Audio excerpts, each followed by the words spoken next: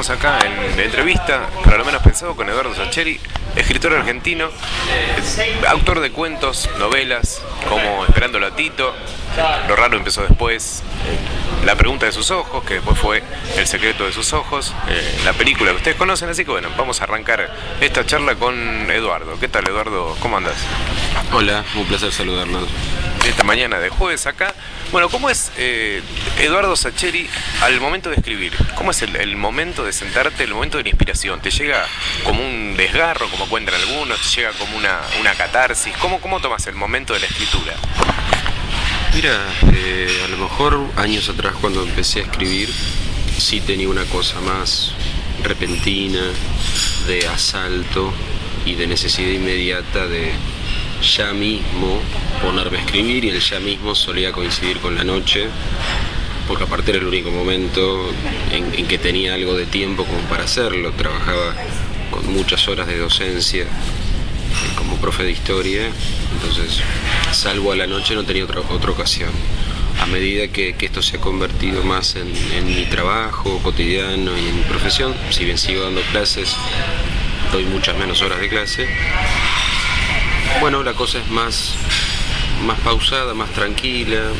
Trato de todos los días tener 3, 4 horas, si puedo más, pero por lo menos tener un lapso como para sentarme, a veces en un bar que sea suficientemente silencioso, a veces en mi propia casa, como para que salga algo.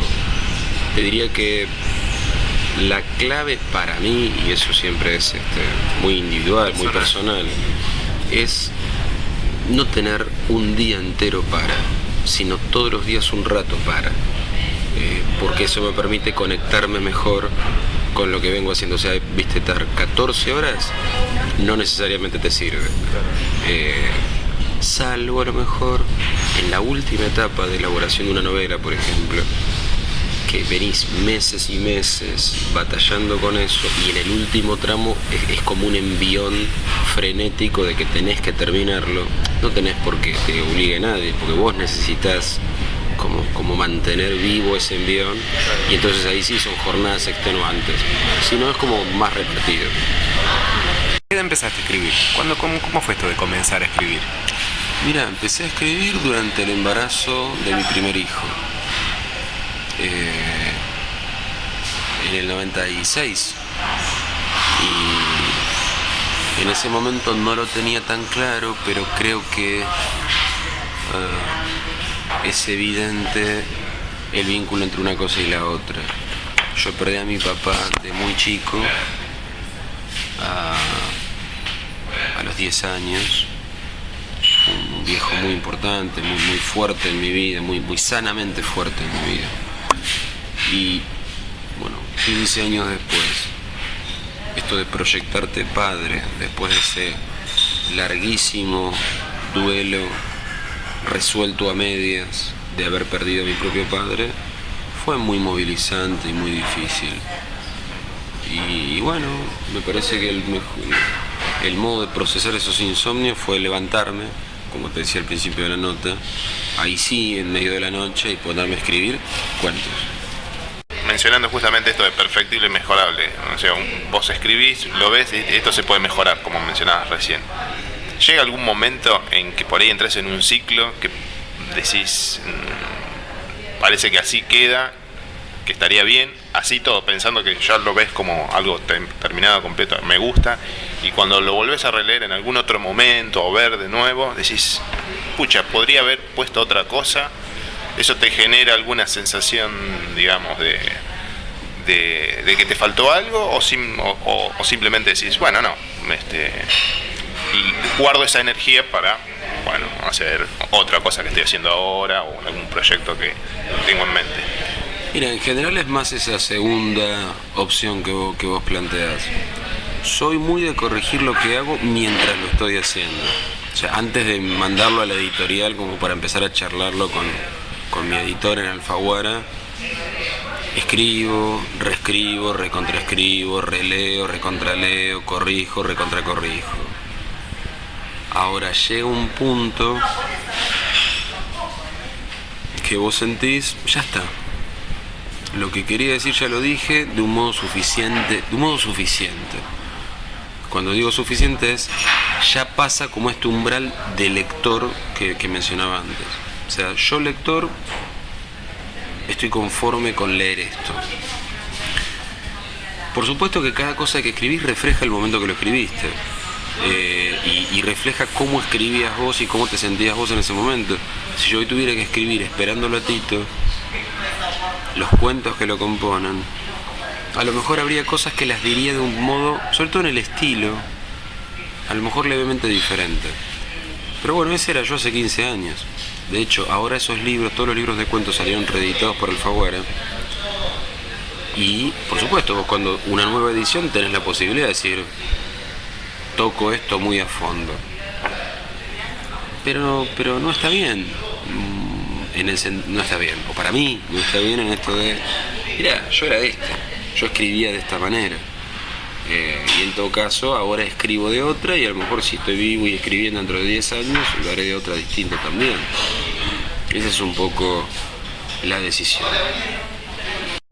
Respecto de la forma de crear y la forma de ver el mundo de Cortázar, veníamos justamente charlando, hay mucho en tus cuentos por ir relacionado, no con el estilo de Cortázar, sino con la forma de ver el mundo, como que hay una mecánica detrás impensada, que está muchas veces relacionado tal vez, y que vos lo llevás a la herramienta del fútbol, como esa cuestión de lo que uno no sabe, lo que va a pasar y que probablemente pueda ser lo menos pensado, ¿no? Haciendo gala del nombre, en eso estamos bastante relacionados. Es como una cuestión de que es imprevisible, es decir, nosotros tratamos de dirigir la cosa, pero hay una estructura detrás que maquina su destino, ¿no? Sí, con su propia lógica, si es que la tiene, pero ajena a nuestros intereses o a nuestros designios. Es posible, ¿no? A mí lo que siempre me sedujo de Cortázar es esta posibilidad de observación de lo pequeño, como esas puertas a ese universo desconocido que Cortázar jamás tiene la pedantería de pretender abarcarlo. En todo caso te muestra apenas que existe. Sí, claro, es como la punta del iceberg. Acá hay algo inextricable. Y me encanta que el modo de Cortázar de llegar desde lo cotidiano a lo inextricable. A lo mejor por ahí creo que hay ciertos tipos que legitiman un campo literario. Si escriben muy bien, si son prestigiosos, si son reconocidos, cualquier 4 de copas que viene detrás, como puedo ser yo, podés sentir que podés escribir de eso, que podés meterte en ese mundo. Entonces, hay un campo abierto y legitimado. Entonces, suponete, a mí no se me da esa literatura más introspectiva, más de construcción y relato del perfil psicológico de un personaje. Si solo existiese ese tipo de literatura, creo que me hubiera sentido como muy prisionero para escribir, porque a lo mejor no tendría el arrojo de escribir por la mía en este otro ámbito si no hubiera tipos grosos que lo han hecho antes. Me parece que eso es lo importante de los maestros, en tanto instaladores de un escenario donde otros podemos movernos también. Ahora, volviendo a algo que mencionaste hace un ratito respecto de... Yo voy a tomar el agua, por favor, no. Mencionabas recién de que de pronto tenés esta gratitud de una señora que viene y te dice, me gustan esta forma de contar cosas que por ahí lo ve como algo totalmente molesto, como es el fútbol, por una cuestión simplemente que te invade la casa con una televisión permanente, pero que lo relatás de alguna manera donde, bueno, incluso tal vez la mujer se siente como parte de ese paisaje que vos contás aquí en el oeste. Ahora yo te iba a preguntar por esto. Lectores jóvenes, porque vos das clase, ¿cómo, digamos, qué llega vos ves en la gente joven, los estudiantes respecto de esta producción tuya de cuentos? Mira, a mí me sorprende lo mucho que los leen. Me sorprende porque yo cuando empecé a escribir no tengo un lector en mente. Digo, no tenía un lector en mente y pienso, tampoco lo tengo ahora. O mejor dicho, el lector que tengo en mente soy yo mismo. Pero no desde la pedantería de decir, me importa 3 cominos el mundo, solo me importa si a mí me gusta. No, sino trato de ponerme mientras escribo en la otra vereda y decir, si yo estuviera en mi casa a la noche leyendo, ¿me da ganas de leer esto? ¿Por qué? Porque sí, porque no. Pero claro, yo no escribí en la adolescencia. Entonces mi lector suele ser un lector adulto. Mi lector mental, hipotético, es un lector adulto. Entonces que en las escuelas, ahora después de charlar con ustedes, me tengo que ir a una escuela, no a dar clase, sino a charlar con pibes que han leído libros míos, que han leído La pregunta de sus ojos, que han leído los libros de cuentos. Y porque hay un montón de profes que usan historias mías, y eso me sorprende absolutamente, me encanta. Como me encanta a veces cuando viene un padre y me dice, mirá, me cansé de regalarle libros a mi hijo y no leí un carajo y le compré tal libro tuyo. O que venga un pibe o un grande y te diga, mirá, hacía 20 años que no leía nada y me enganché con... Para mí es el mejor elogio que te puedan hacer, mejor todavía que el de la señora de 65. Es el top, es ese que te digan, pero porque por el mundo de posibilidades que abre. Yo lo que le contesto, porque lo pienso realmente es, bueno, ahora léete a alguno de los autores buenos que hay. Ya que agarraste el envión, ahora léete lo bueno. Pero esto de participar en el ingreso de alguien al mundo de la lectura es fenomenal. Y en la adolescencia, si eso pasa con libros míos, me encanta. ¿Y cómo fue esto de la pregunta de sus ojos al secreto de sus ojos? ¿Cómo fue el proceso? ¿Hubo proceso en el medio con Campanella? ¿Tuviste que reescribir algo, adaptarlo? ¿Lo hiciste vos con él? ¿Tuviste la posibilidad? Porque a veces los directores toman y hacen y deshacen a su gusto y no se refleja por ahí la verdadera historia. Mira, por suerte Campanella me propuso que lo escribiéramos juntos el guión. Y digo por suerte porque a mí me daba mucho miedo vender los derechos de la novela y que Juan o el director que fuera hiciera la película por su lado y sentarme en la van premier a verle y decir, ¿esto qué es? Claro, que suele suceder. Entonces, por suerte laburamos juntos.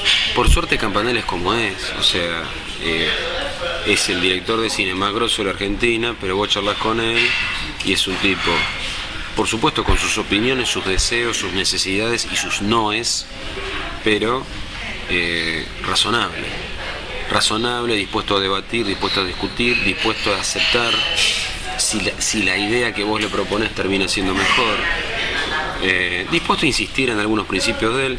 Así lo edificamos el guión, lo escribimos entre los dos. Lo escribí básicamente yo, nos juntábamos con cierta periodicidad, cierta frecuencia, hablando, bueno, tiremos en una escaleta, es decir, como una especie de índice, las primeras 15 escenas. Pasa esto, pasa esto, pasa esto, pasa esto, pasa esto, bien. Ahora pasa esto, pasa esto, pasa esto. Yo lo iba escribiendo, se lo mandaba a Juan lo manejaba, lo amoldaba también a su deseo, me lo volvía a mandar y lo íbamos así peloteando.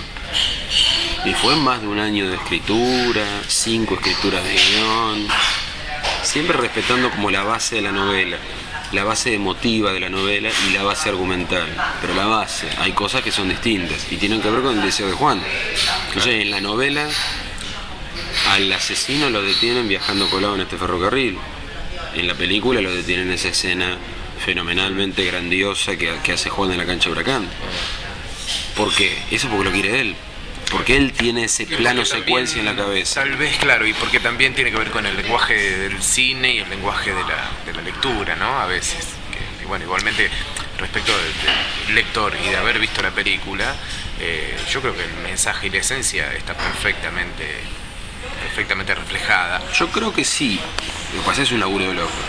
O sea, a la vuelta después de hacerlo, vos decís, qué lindo que quedó.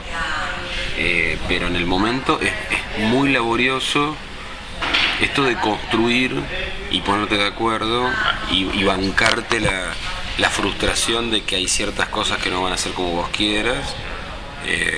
Es un laburo, es un laburo hasta de autodisciplina, de no, sigo igual, insisto con esto hasta el final, me banco tal dificultad, pero esta cosa, viste, de perseverancia. Yo vi El secreto de sus ojos, me encanta, etcétera, pero hay algunos diálogos que sigo pensando, yo acá quería esto otro. No son muchos, claro, pero digo, como que el corazoncito ególatra de creador uno no lo termina de perder, entonces seguís viendo ese artefacto como perfectible, como mejorable, aunque le haya ido a la película como le fue. Me viene un texto quizás a modo de prólogo, donde mencionás justamente esto, ¿no? De que transitar el medio de la noche, por ejemplo, para el caso del lector, inclusive, a través de un cuento, es una forma tal vez de amenizar ciertas oscuridades, incluso personales, visto desde el lector, ¿no? Bueno, es que eso que vos comentás que es cierto, es como una especie, un pequeño prólogo a Lo raro empezó después, uno de los libros de cuentos. Ahí me paro como lector, en el sentido de lo que para mí era leer de chico durante la noche, antes de dormir. Y sigue siendo, yo sigo leyendo, aunque sean 2 páginas, aunque esté muerto de sueño, y pese a las protestas de mi mujer que quiere que apague la luz, sigo leyendo un par de páginas todas las noches y si puedo más. Y está buenísimo pensar que lo que uno escribe va a ese enorme baúl de posibilidades que todo lector tiene. Y después enterarte de que a alguno eso le significa algo bueno o lo acompaña en determinado momento, está muy... Es muy estimulante, muy gratificante. Bueno, para mí el arte y la literatura es eso, el mundo es esto. Y la distancia entre lo que el mundo es y lo que desearíamos que fuese es gigantesca. El arte es dar 2 pasos en la dirección correcta. No vaya a llegar nunca, pero son un par de pasos. Claro. Hincha de Independiente, Eduardo, ¿no? Hincha de Independiente, enfermo de Independiente. No digo fanático, por esto que te decía antes. El fanatismo a mí es algo que me molesta, en el sentido de cerrarte a ver lo que hay en el otro, cerrarte a ver defectos propios. Enfermo, en este caso es, me encanta, me apasiona, me angustia, me preocupa, me impacta mucho lo que pasa con Independiente. Sí. Y te tocó una buena época, ¿no? Haciendo cuentas. Mira, me tocó una buena época, de chico me tocó la mejor época Independiente, los años 70, claro, yo nací en el 67, claro.